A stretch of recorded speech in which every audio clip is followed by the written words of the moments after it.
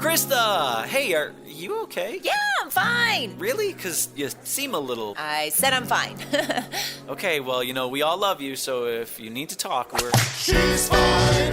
She's fine. Hey, all you amazing people out there. It's me, Krista Allen. Hey, are you fine? I'm fine. God, you guys, life is such a crazy roller coaster, isn't it? Like we're on a crazy roller coaster, but the view is so beautiful right before the plunge. Like first you're like in utter bliss with your arms in the air, waving around. And the next thing you know, you get to that part of the ride where you want to throw up on yourself and you're sweating and crying and going, get me off of this thing. But that's when you just got to take a really deep breath and know it'll be over soon. So you better enjoy it. So this episode dives into Rachel Hollis's badass, but girl, wash your face. Stop believing the lies about who you are so you can become who you were meant to be. Or as I like to believe, who we were before we were taught by people who didn't know what they were doing either. So I have Jen Lilley on today. You know her as Theresa Donavon on Days of Our Lives, a show that was one of my very first acting gigs when I came to LA over 20 years ago. 20 years ago. I played Billy Reed. I took that role over from Lisa Rinna. And Days gave me my acting wings, y'all. So I am forever grateful for that experience. And, Jen and I, we've had this sisterhood love affair with each other that has always been super supportive and filled with so much laughter. She's such a funny, wonderful person. And she's also a devout Christian. I not so much. And we discuss that on the show. We kind of get into it a little bit, but even though we have totally different belief systems, we respect the hell out of each other. And that's how it should be. That's how it should be. And we also get into how we both had eating disorders. We were bulimic, both of us at one point in our life, and we got through that shit. Which is why this show is titled, dun, dun, dun, drum roll, I just threw up a little. That was Jen's brilliance, by the way. I'm going to give her credit for that one. So enjoy the show. Hey, Jen, what's up? So happy to be here. I know. I love your beautiful face. I love your beautiful face. We love each other. We love each other. Yeah, we love each other in that kind of girl power, we love each other We way. should play sisters on a comedy. Oh my God, that would be awesome. I could be the evil sister and you're the really sweet one. Yeah. Right? It would be so good. I'm your evil big sister and I torture you. And I'm the younger, overachieving, trying to get mom and dad's approval. Totally. And I'm your drunk older sister that just got back from rehab and hates you. Okay, let's rate it. Oh my God. We're going to do it. I love it. Oh my God. Did you? Okay. So we're doing, as I look and I'm like, and speaking of, no, yes.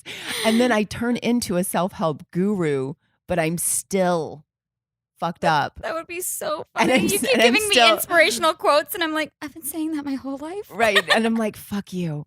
No. Oh my God. You're like, sis, the spiritual captions don't count and they don't make any sense if you're just naked in a bathtub and posting to Instagram. / I love that you said sis, because way to integrate the soap dialogue into this. Like, must clarify relationships since everyone in town is related. Sis. That's right. Hey, sis. See, I was just doing it so that the audience can follow along. Oh my God, we just got into the minds of daytime TV writers. We could easily write. Do you know what? We could easily write Do you a feel the sitcom for wheels us. turning? I do. And you're the soap opera actress. You're like Yeah. the perfect soap opera actress, America's sweetheart. Yeah. And Except I was a demon on that show, and then they renewed. They redeemed me. That's the word I'm looking for. They did? They Yeah. redeemed you? They redeemed her. Redeemed you? Yeah, redeemed. No. Anyway, yeah. Okay. Look, I don't watch General Hospital, all right? I'm not on that show either. Oh, were you on But I was GH for a year. Well, I did all sitcoms. Wait, what are I you- did like 7 sitcoms that never went. You know that game? Yeah, You're like, oh my I booked God. a pilot. And my life is gonna And I change. couldn't get picked up. My life And is then gonna change. and you're like crying on Buying the a floor. house. Yeah, totally. And you Oh start my looking at God. Range Rovers and you're like, oh my God, I can't wait. And then those didn't go. And then I booked General Hospital. And then I booked Days of Our Lives. And then I jumped over to Oh, that's Hallmark. right, your days. Yeah. That's right. Your days. Yeah, Duh. girl. And But see, more exciting would just be us doing a sitcom. oh my God, totally. I love who's before we get into this book, let's do a little catch up session. Who's on Days still? Is Everyone. everybody? They Is don't Deidre leave. still there? Yes. She's still there. Christian. Good. That's great. Yeah, she loves you. I love- Christian. Yeah, I, do love actually, Christian. She's I awesome. love her. I was just saying it wrong, and I was thinking, Right. Christian. I was thinking Yeah, of she's there. Kristen, who was actually Eileen Kristen Davidson. DeMira. Eileen Davidson is And- a boss. She's right? so good. She's such a badass, and I was saying the two names together. So Yeah, Mary Beth Evans Christian, if is you listen still to that, there. I think you're the Flawless. most amazing person on the planet, and I'm sorry that I. She's like, it's not my name. It's like my name, but it's not. Yeah, she's like, what? So everybody, but Bo's not. Peter Reckel, is he there? Peter Reckel's not there. Right. Yeah. Okay. Right. Okay. Stephen Nickel. Yeah. So is anyway, leaving apparently. So anyway, everyone's still there. look, Days of Our Lives for me was really awesome. And it was one of my first things that I ever did when I got out here. I was pregnant with my son. When I was on the show, I got it in 1996, was pregnant in 96, had didn't my even know son you have a in son. 97. My son is 21 years old. No. My son is 21. Yeah, dude. Yeah. Yeah. And You're I was such a MILF. Oh, thank you. I mean, not me personally, but You know, it's so. I was gonna say, really, that yeah. I don't generally Such go a that hot way. mom. But thanks. You know, I used to get really offended by the word MILF. Not offended, Really? but just kind of like, ugh, like, Mom, I'd like to fuck. You're just like, Yeah. And then I thought about it, and I was like, you know what? There are worse things than being called a MILF, like Yeah. not being called a MILF. So I was like, I'm gonna keep it. Yeah. I'm gonna own it. You're like, you did not even know. He did not wreck my bod. Yeah, Here it is. That's right. Or my vagina. yeah, there you go. I'm good to go. Like I changed my middle name is actually now MILF. That's how. oh, that's perfect. right. Great. Krista MILF Allen. It has a nice ring, Ring to to it. it. Yeah. Right. It's Oh, boy. whatever. Okay, we're doing this book. Jen picked the book, you guys. I'm talking to the audience now. See, when I say you guys or y'all, Thanks. I was super confused. yeah, you're like, who is she talking to? Let's just keep this dialogue going. hey, Hey, you guys. do When the I inner clarify, you guys, when the dialogue I'm not doing a comes in. monologue to myself in an empty room. Yeah. I really wish Bo would come back. Oh, Hope. Oh my God. Did Oh, you have to do God. this? In the sound booth all the time. oh, so bad. Oh my God, it was ridiculous. Oh, but it was fun. I finally got the hang of it because she had to put emotion into it. And then when they Yeah. would play it over the speaker, then my face would go with what it was. Oh, yeah. Oh, yeah. Totally. Like, Totally. I yeah. wish people could see us doing. Let's make a video after this, and then we'll, Okay. like, if we have time, Perfect. we'll do like a video, and we'll be each other's voices. Okay. Perfect. Yeah, Yeah. Like we just have to Seinfeld go. style. We'll Yeah. find like a Salem Place looking place. Okay. Perfect. Well, we're not going outside. It's too Hot. damn hot.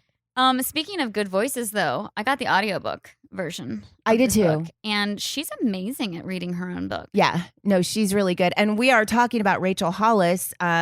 Wash your face, girl. Stop believing the lies about who you are so you can become who you were meant to be. And Yeah. she does rock it. I think audiobooks are so important because I don't like to read because I'm like super Who has dyslexic. time? Well, and I'm also Oh, okay. dyslexic and I have ADD.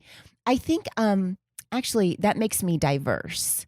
So casting and things like that, they should know that. Also, I'm codependent. So that definitely I have diversity.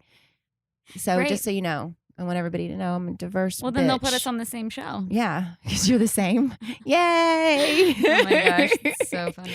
But no, the audiobooks are really important. And one of the worst things is whenever you have a terrible hello, how are you? And it's God, like, and you're like lulled here to sleep is while the you're thing. driving. And you're like, stop it. But it's so important. You're like, I can't listen to it. Yeah. Yeah.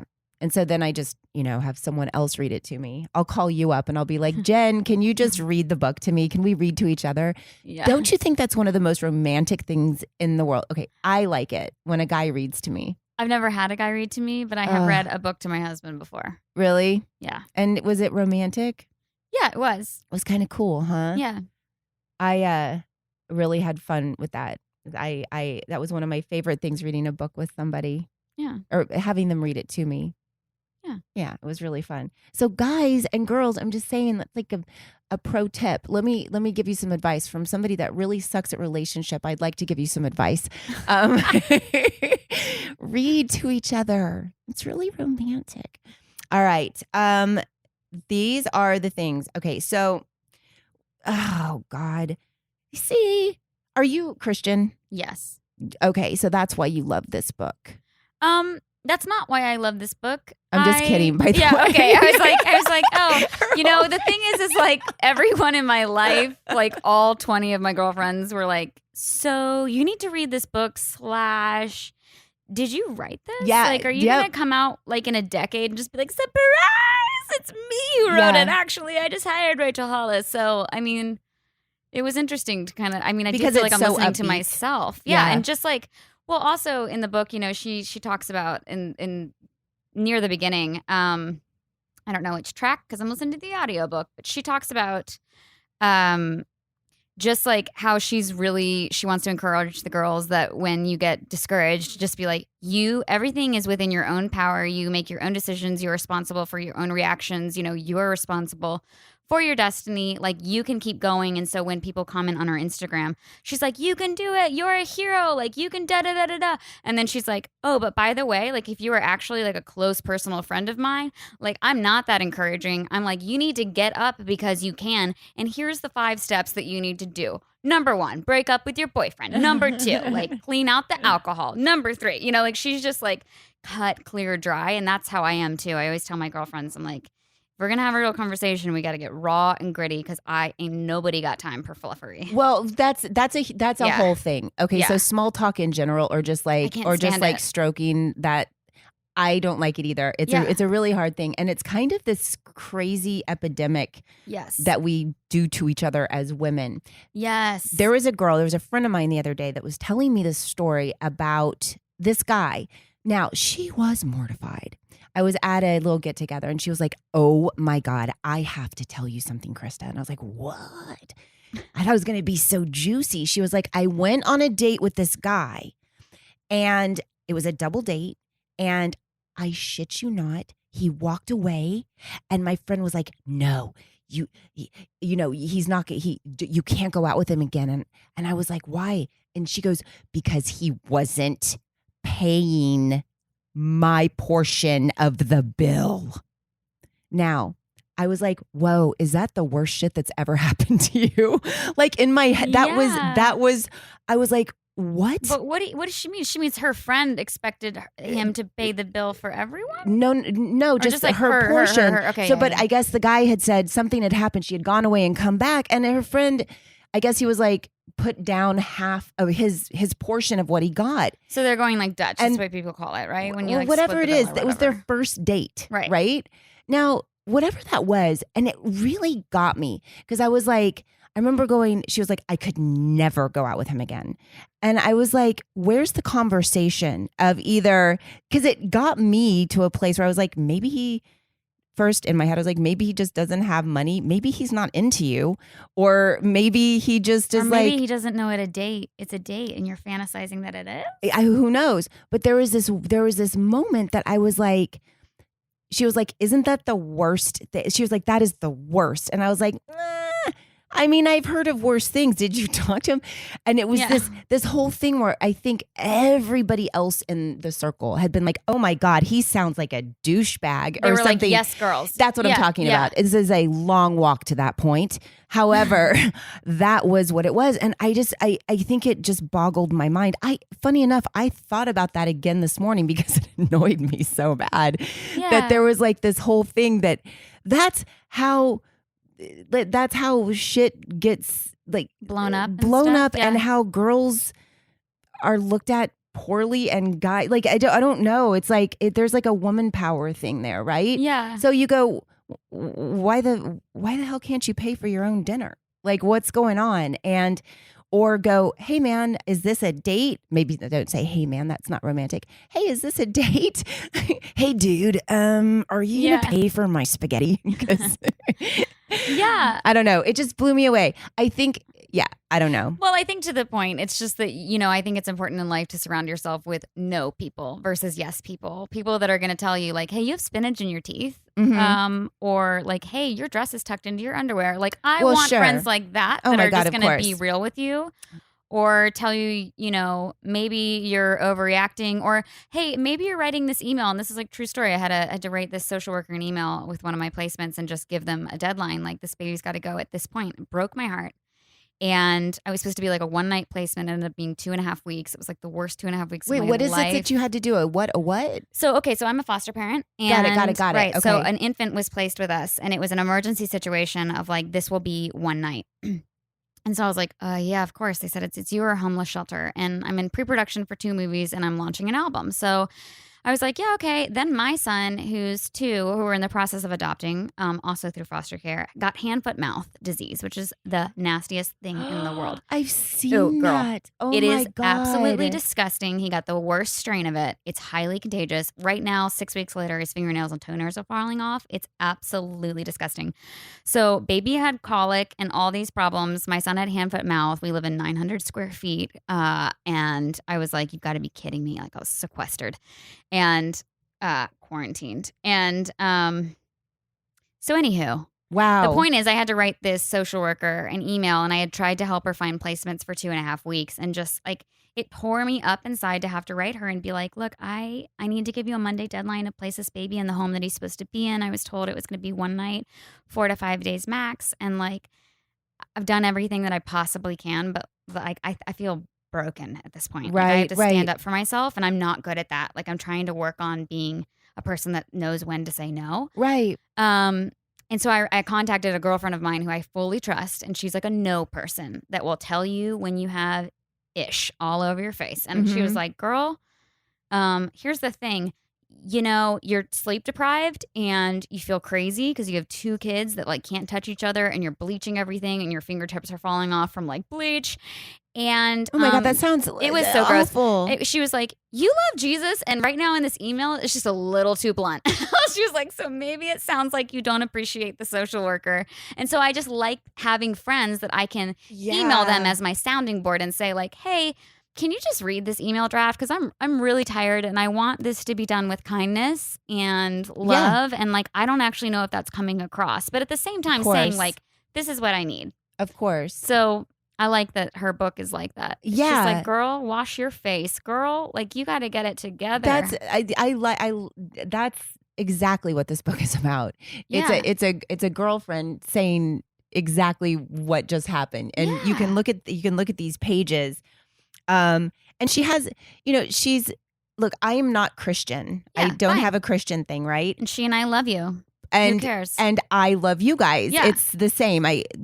There's a whole, as far as religion, no so much. Spirituality, source energy, God, yes.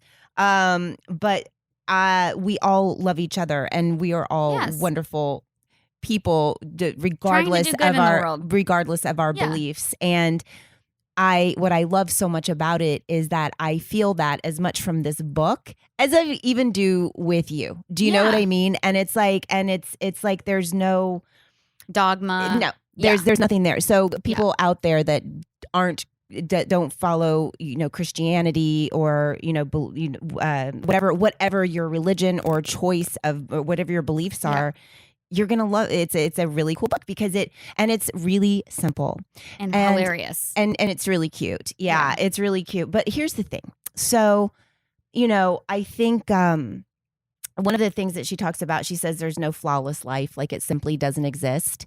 And yes. You know what I mean? Yes. And I guess that is absolutely true because in my viewpoint, like we came here to expand and grow and learn and change and all of that stuff. And I think we can all agree on that. Right. So those expansion periods are the less than flawless times where you get to grow and expand and learn and go, oh, now I know what I don't want. Because, I know what I want because I just experienced something I do not want, whether that's internal or external, right? Yes. With somebody else or with yourself. And I think within that no flawless life, it doesn't exist, not consistently, but it does. And I think the belief in that I took away from it is it doesn't exist consistently. Otherwise, you'd be dead. You know what I mean? Yeah. And I think that's what she's talking about, like the ebbs and flows of just finding, giving yourself grace in the hard times. And on that point, there's an analogy in the book that I actually really liked where she talks about caterpillars and she's like, there are whole books dedicated to how beautiful caterpillars are and they're cool and they have all these legs and like they serve a purpose. But if they didn't cocoon and go through metamorphosis, which is probably a really painful process, we would never know like the butterfly, Right. And then butterflies, when they flap their wings, there's a butterfly effect that she talks about with hurricanes that like create hurricanes later. And she's like, small things have such a ripple effect. And I just love that she talked about, painful times or circumstances that are just chaotic.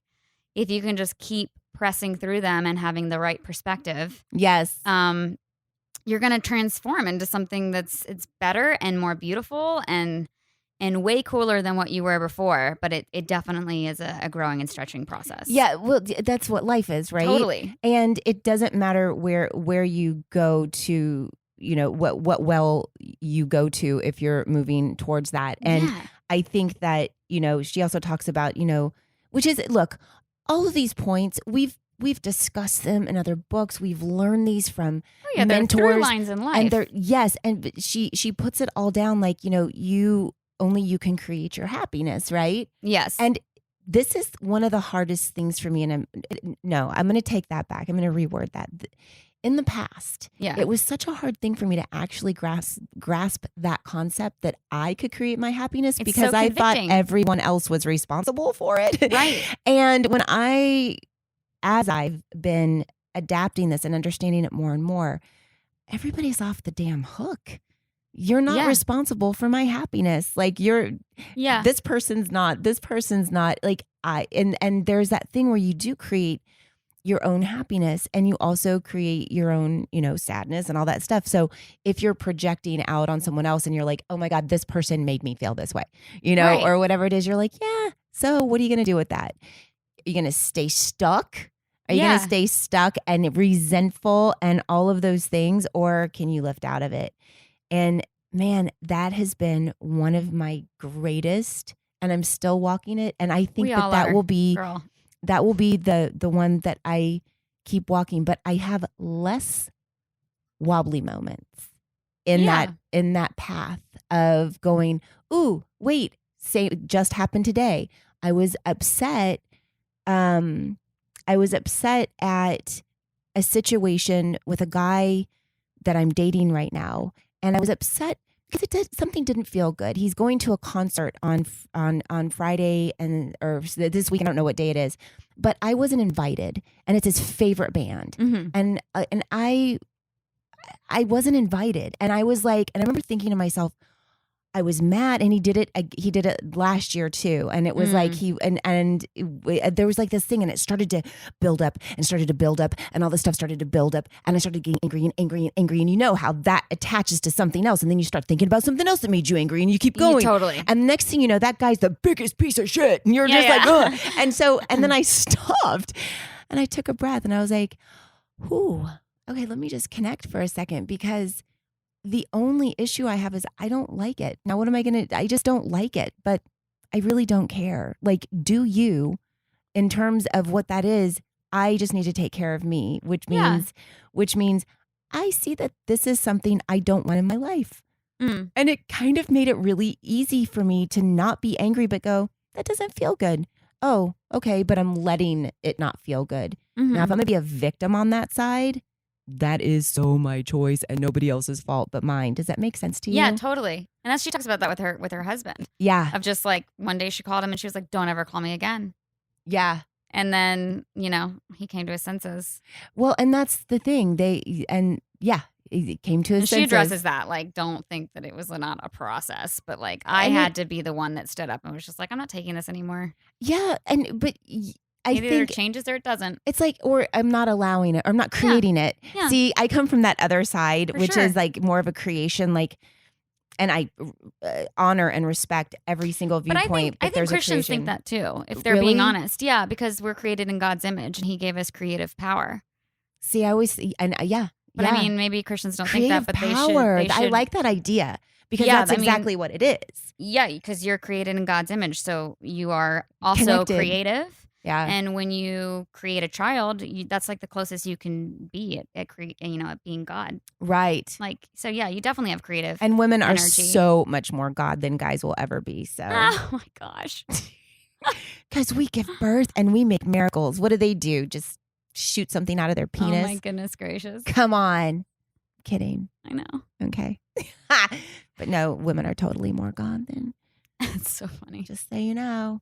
Yep. I'm kidding. So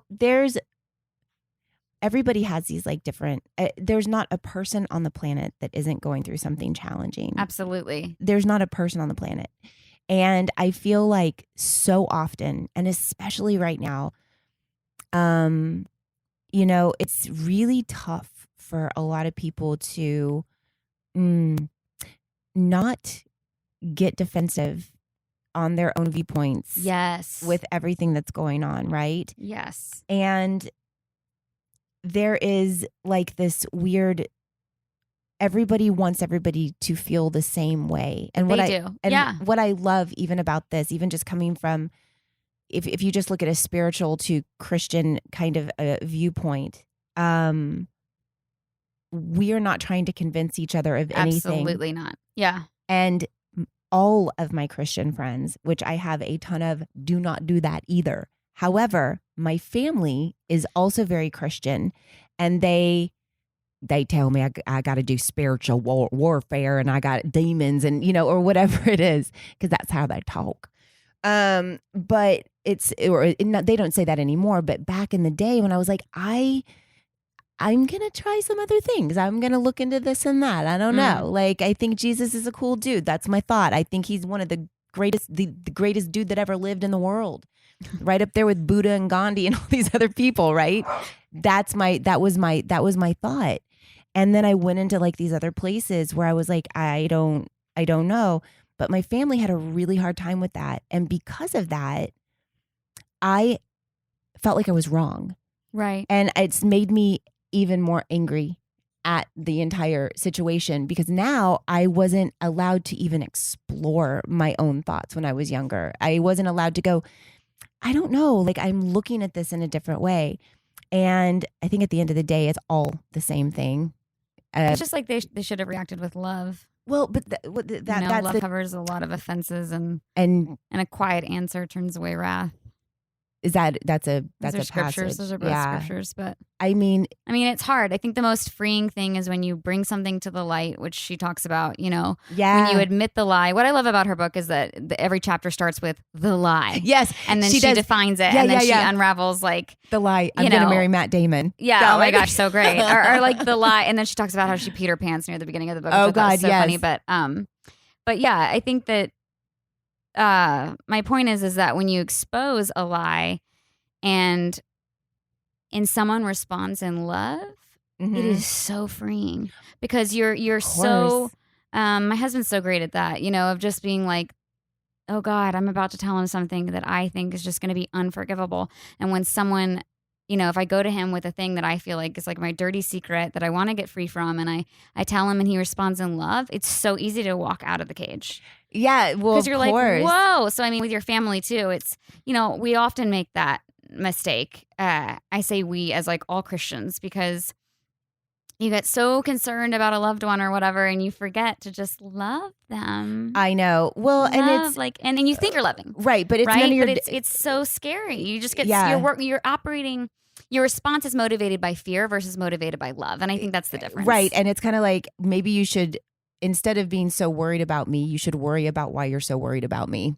See, Yeah. why, That's what I'm saying. You know what I mean? You're coming out of a place of fear. You're letting fear dictate your response versus Yeah. love dictate your response versus being like, Krista, we love you, Yeah, and You're I go, special, and God made you, and you go explore that, and we love you. See, that's the how- light. We're gonna leave the porch light on for you, right? Right, but that also like for me that would almost feel like condescending if it came For from sure. them. So For it's sure. like I it get would it. yeah, like I'm like, no dude, I love you just as much and in all of your views, because what I was taught like within the Christianity that not great people. There's a lot of racist, mean, hateful. For sure. Yeah, I grew up in the things. Bible Belt, and you experienced. Where did you come from? I'm from Virginia. See, and I'm Texas.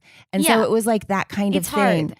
But that was also my journey out. And I left home when Right. I was 13. Wow. So there was a lot going on. Sure. However, the greatest thing is when I realized for me it was all the same. And it was for me, like all my Christian friends are always like, you should really come to church with us. Like church is a place that people go when you want to find answers to problems that are LA. concerning you In and LA feel it better is. about yourself. And I'm like, In LA, it is. and I'm like, I've been to church. It's called Sephora.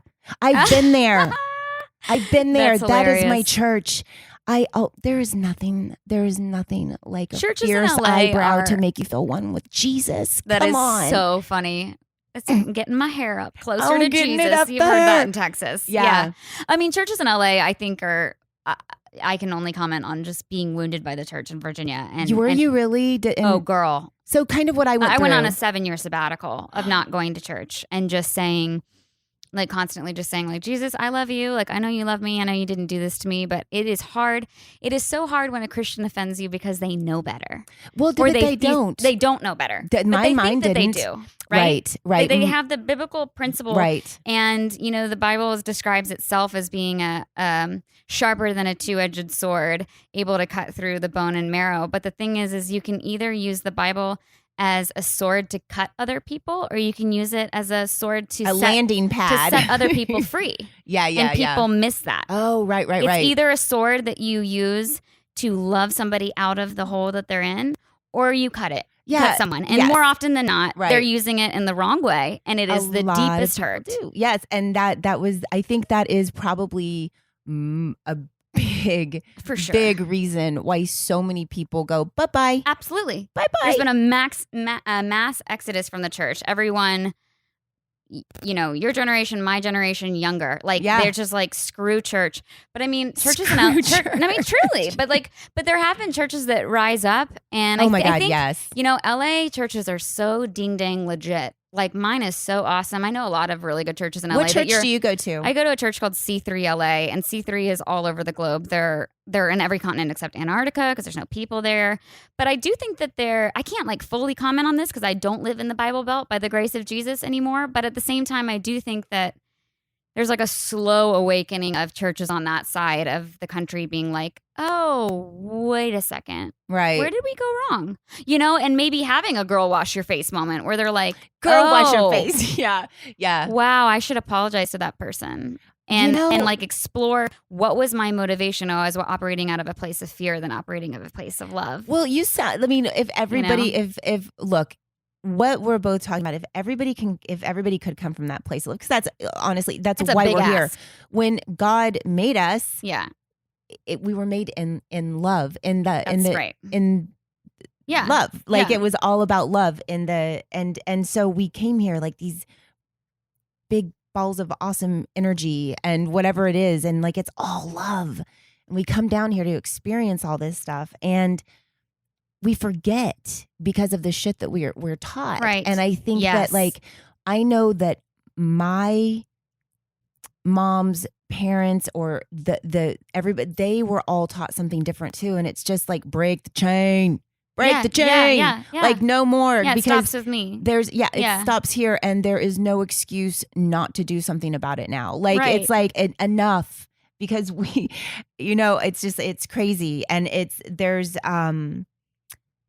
because even like through the book, what she's talking about is everything that everybody can understand, no matter, obviously it's not just being a good person, because that doesn't really exist, honestly, full term, all the time. All the time. You've got, it's decision by decision, moment by moment. Absolutely. And then if you make the mistake of being hateful, just being like, I need to apologize. Or, if you're not able to apologize because it was something that you said rude to a stranger, then just being like, tomorrow I'm going to do better. Or even just forgiving, or even like to yourself, which is a huge thing of how many times do you beat the crap out of yourself? Yes. And then isn't it the same thing? Like I know I'm very sensitive. I'm a big people pleaser, and I really like to take care. I'm a big caretaker, and I get my I'm very sensitive, and I get my feelings actors, hurt. Dude. Yeah, man, it's all of that. So there's like all of this stuff, and I feel like, I get so sensitive about all that stuff, and in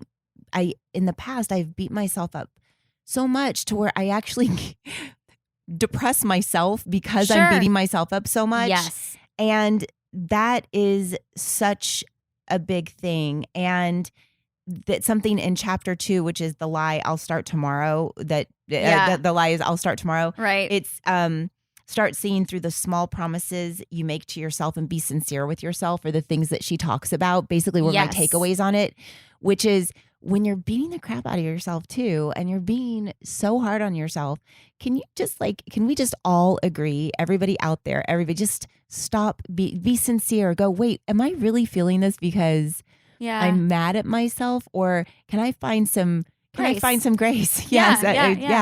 And it just even acknowledging where you are in that moment, taking a breath and breathing or praying or whatever it is, right?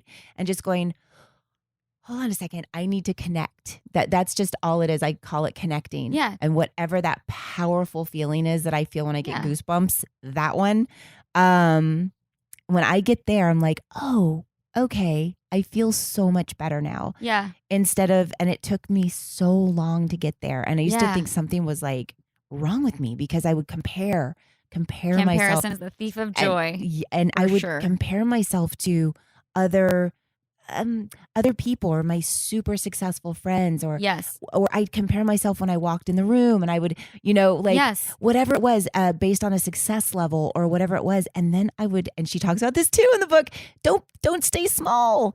Yes. Like, don't make yourself small. And I would do all of those. And this was something that even now, when I go talk to kids and stuff that are coming into the acting biz, or I also talk to runaway kids and kids that have been on the street. I've experienced both sides of all of this. And I'll go and talk to them, and the wisdom, like my testimony that I have and that I've come through on this other side, and I feel pretty good about myself, and I love myself. Yeah. That I can see in these kids that they are so doubtful, and they've been told so often that they're not great. And I've been there too. And it's all about the lie. This is actually a great book to give some of those kids, a lot of those kids. You have to get me involved with that, because, that's like my passion with foster care. Absolutely. It's the best. It's the best. Loving the fatherless. It's the best because it's changing lots of lives. Well, you know what? It's just encouragement. It's what, it's like reaching out, it's opening your heart. It's sending love instead of judgment in any manner. Yep. And what I like about it is that they automatically trust me when they hear my story. And they're like, oh, you're not just you got street cred. Yeah. I got so much street cred. Right. So it's like they get it. And it's like, this is where I came from. This is what happened. And it's like this release comes out, and it's like, some of the stories are so incredibly powerful, because just like the butterfly, or the cocoon, they're in that cocoon, in that safe space, and you can see what they're going to be like when they become a butterfly. Yes. Just like when I can look at you, I call it like through the eyes of source, right? Right. You would look at me through the eyes of Jesus, right? Right, exactly. And when we're anywhere away from that, we're just disconnected. Yeah. But the minute that anything else, the minute that you can get yourself back into that, it feels so good. And that's what I teach. Yeah. Whatever it is you want to believe in. Looking at you people know? from a place of they have value and they have worth. So what is motivating them to do this to me? But go back to the promises of like, it's not going to happen tomorrow. I love that she says, basically what the concept of that chapter is that, you know, we all say like, oh God, I'll start my diet tomorrow. Right. Or I'll go to the gym tomorrow. Or Right. I'll start writing the book I always wanted to write tomorrow. And like tomorrow never comes. And so she addresses the issue of something that I for sure struggle with, and probably you do too as a people pleaser, of I had to learn how to not overcommit, because she said, you know, if you can't keep a promise to yourself, if tomorrow never comes, then it's a recipe for just being an unreliable, flaky person. Right. Like if you can't even keep a promise to yourself, then how does your friend know that you're going to actually meet her for coffee? You're just going to keep rain checking it or whatever. So she's like, if you wouldn't break this promise to your friend, don't break it to yourself. So she just talks about just like setting dates with yourself and being like, I'm not going to break this. And I love that. I was like, that's so good, because it keeps you accountable. Especially as a mom, right? Like you put your kids first, and it's a disservice sometimes. Oh my God, she kind of talks about that too. You know like what I mean? Giving yourself oxygen first on the plane, right? If it's going down, like you got to get some oxygen so that you can help. Yeah, anything less than that is codependency, and that's just codependency. That's just something where you're like, oh my God, I'm so afraid that this is going to go away. I need to take care of it. You know, like whatever it is. I did that with my kid. I was more of a smother than a mother on every single level. Like the poor kid had a GPS on his backpack when he was in first grade. I was afraid that he was going to get stolen. He's the only, he was everything I had. Totally crazy. Now, had I been in this place now, I wouldn't have been such a stress case. But you did the best you could. And I know. He's in one piece, that's like the miracle, right? Did you keep him alive? Do you know how much time I wasted stressing? Sure. I'm done. Like, that's what I'm saying. It's like those moments where it's like, I could have had so many better days. I can make up for them now. It's all good. Yeah. But I also get to talk to other moms about that too and go, stop it. So all of these things, oh my God, no. And also when she talks about I'm not good enough. Here's the one thing, I'm curious what you think about this, because in this part where it's chapter 3 and she talks about I'm not good enough, and she says therapy is good. Yeah. And I have gone to like tons of been in a lot of therapy. And I've done a lot of stuff throughout my life, all different kinds, from cognitive to EFT to like different stuff, different behavioral things and whatever, just anything. And I realized that, since I've gone to so many different people, I realized that when I would go to therapy, I would leave and I would not feel so great, because all of these things would be right there on the surface. And then you go, okay, we'll just feel it, and I didn't know exactly what to do with it. And yes, sometimes I would leave feeling great and I'd be like, oh my God, I just had an epiphany. That's why I do this. But it was always an excuse as to why. Oh, I am codependent because my mom was awful, or I didn't have a dad, or I was really abused, or whatever these things are, right? And you go, oh, that's why. But now I'm a victim. And you know what I mean? And so it would go into this thing. So I would spend my life, and I would run through my life on various stages of different therapy going, oh, well, I'm feeling powerful, but having that subconscious belief that I'm still a victim. Right. And I think that once I started to realize I didn't feel good with therapy, I think it's good if you use it to change. Well, yes, without trying to beat the drum of the story over and over, which is what I did by going to so many different therapists. It just created more of the same things in my life. Yeah. And I'm just curious as to your thought in that. Is that Is that along the same lines of what you believe too? I think for sure. And I think she kind of is saying that in the book too, even though she's like, yeah, therapy is great. I think, also it comes from the angle of her being her, and like her reaction to thing is generally just like buckle down and get through it, figure out the thing, and then, take the empowered response. But I think every time you accept a label, you're accepting a lie.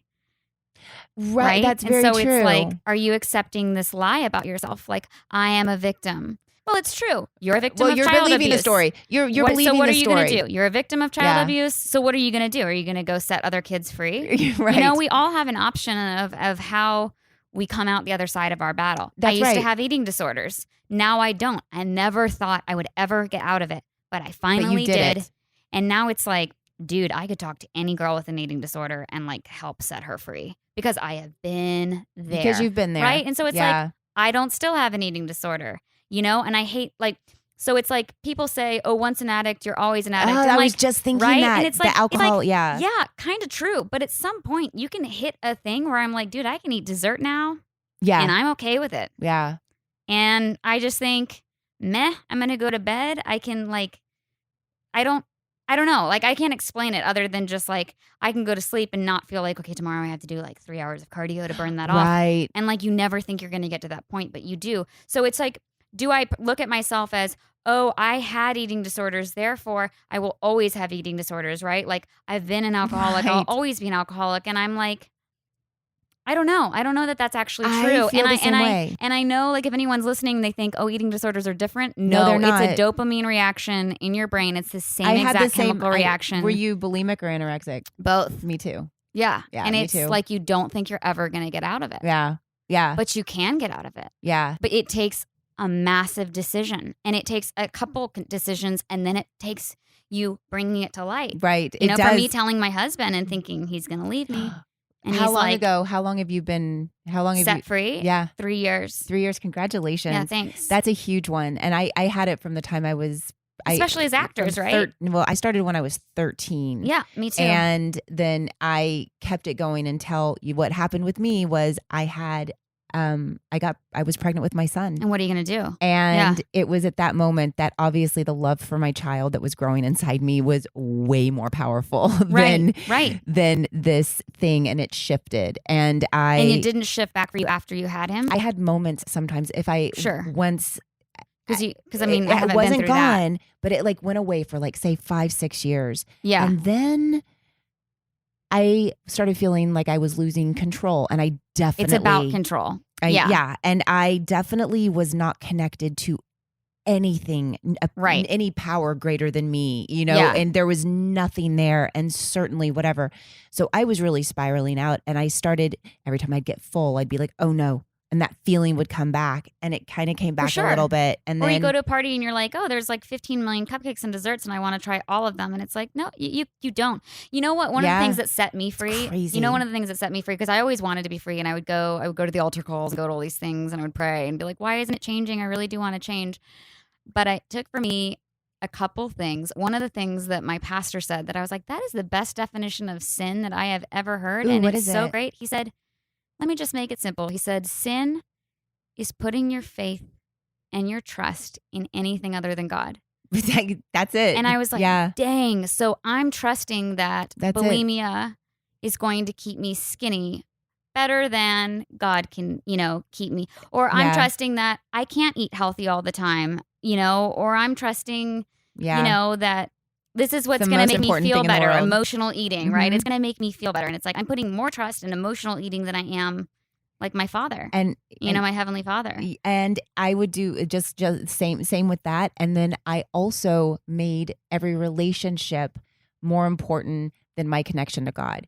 And that was also, and once I started to the relationship, was you'll more always important. be putting something on the pedestal of God, whether it's God or somebody else or a thing. So it's like hard. the unconditional love comes from God, and the other side, I could have the greatest love of my life, but the most important connection and the one that I need to stay aligned with is that. And I think we're always going to go back and forth. Oh yeah, it's a constantly dance of teetering. But that's why we're here. Yes, and I think that if anyone is going through addiction, like no matter what like it is. showing people that you can trust you're ugly, and if they can handle it, then keep them around. Oh, if they can't handle it, stop talking to them about it. I agree. I had a girlfriend that was like, no, you're covered by the grace of Jesus. Like, you're fine. And I just literally stopped her and I said, I have been trying to get free from this for 15 years. I need you to stop. Like, we're going to change subjects. Yeah. Because I cannot right now. I'm too weak for you to give me an excuse for why it's okay. Yeah. Because I don't want it to be okay, because it's actually not okay.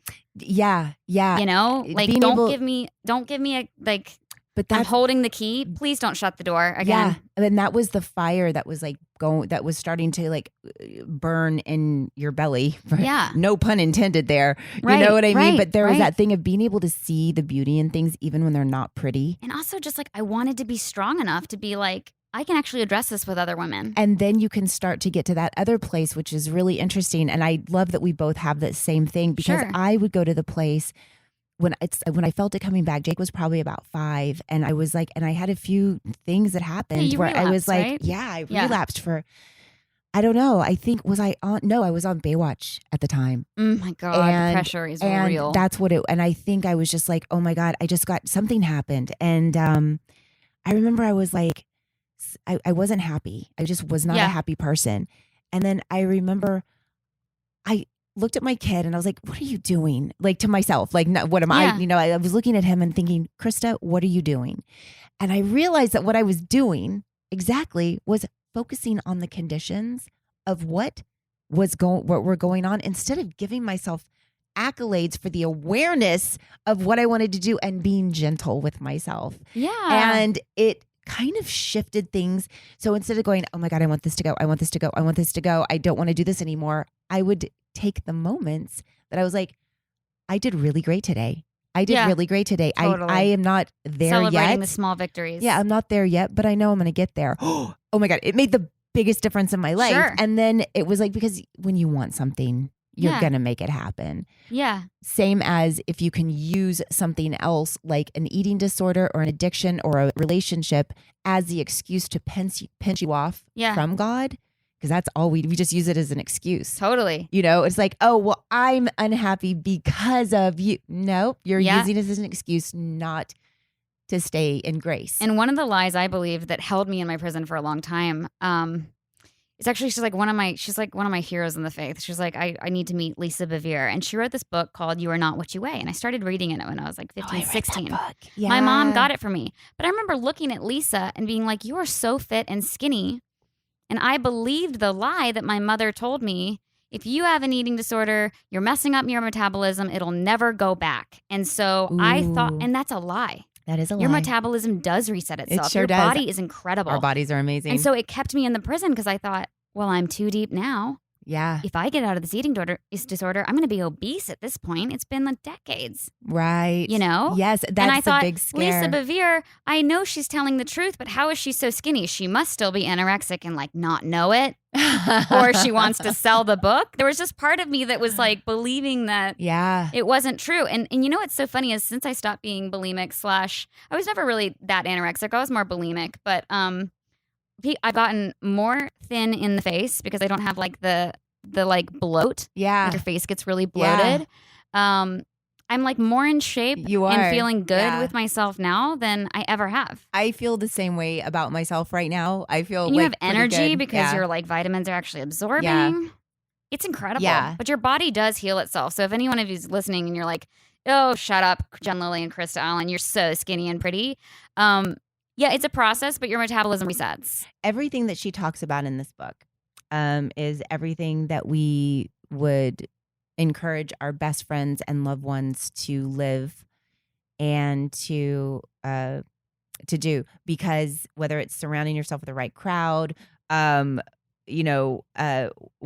yourself, stay conscious of your reactions towards other people, find out what really makes you so quick to rip into another person, like be accountable with yourself, like all of these things. It's life lessons. It's basically, this book could also be called Life 101. You know what I mean? Yeah. It's just what it is. But it's a very simple, it's not preachy, and it's pretty cool. I really like it. It's so funny. And it's just, and it's really cute. She starts each chapter like not only with the lie, but then just like making you laugh at how silly she's been. And you're like, okay, cool. So like my ugly is also like It's not that bad. Yeah, she's like, I She's have like, a hair. I wet my pants I have as a an hair adult. growing out of my mole. Like she's talking Yeah, about all yeah. this stuff, and she's like, I want you to know, Yeah. this is not like it doesn't. I don't wake up like this, you Yeah. know, or whatever My it is. stretch marks, like Right, but after she had a baby. I'm all just of like, us oh, man. do. Like none of us. Like we're all like the like no shaming. I think that's it. Like I think Just owning who you are. at and loving yourself.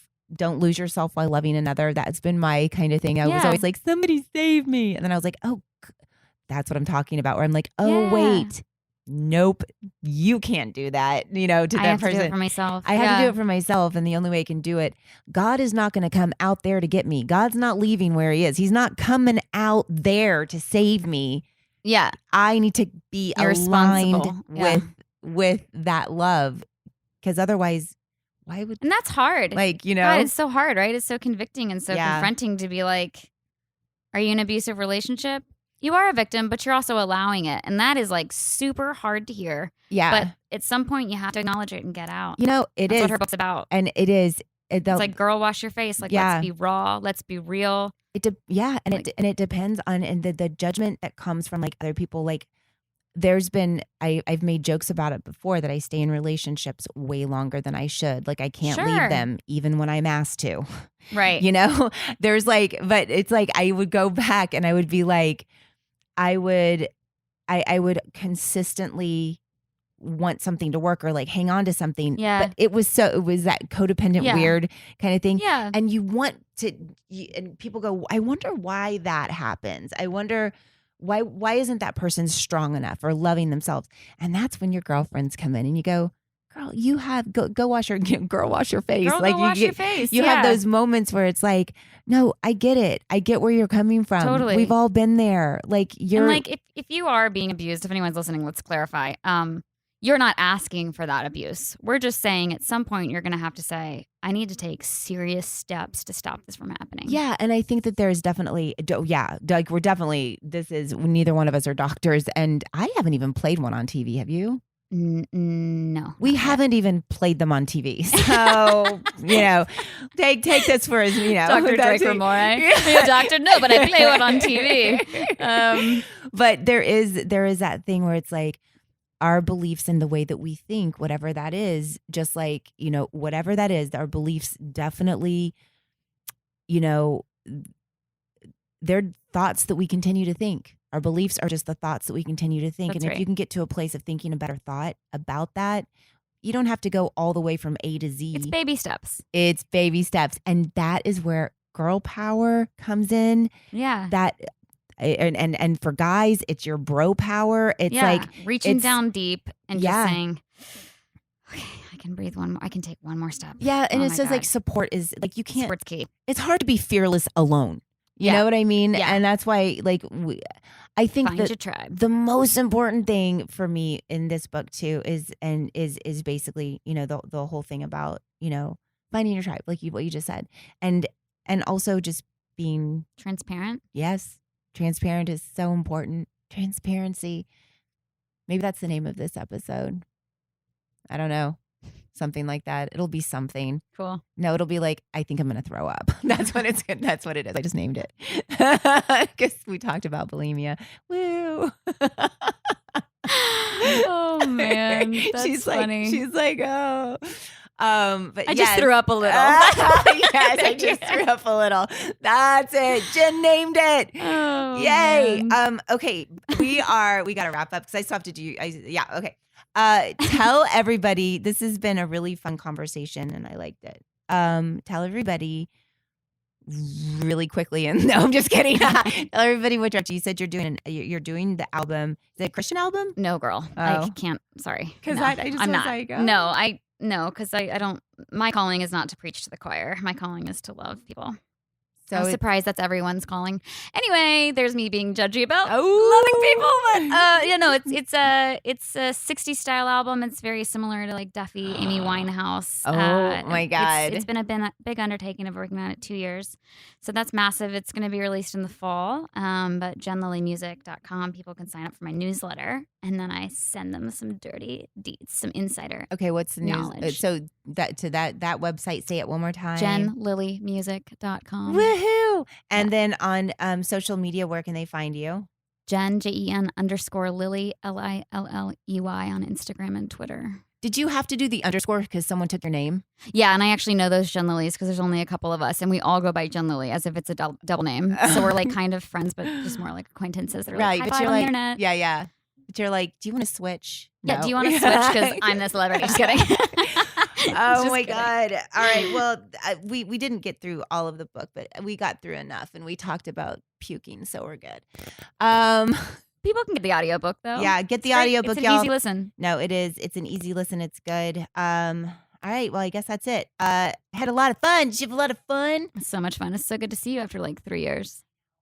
I know. It was really good. All right. Let's go do Salem Place now. Cool. Ready? Oh, Bo or something. I don't know. We'll figure it out. All right. I'll talk to you.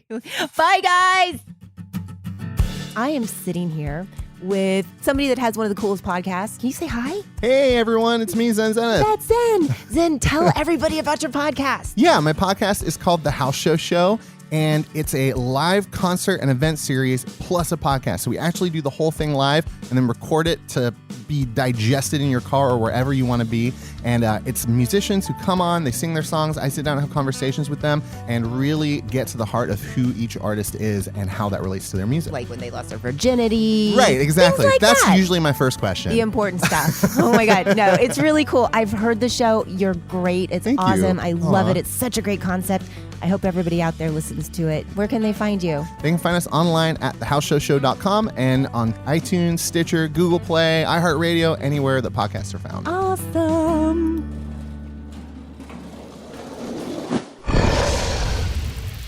It's Dragon Wagon.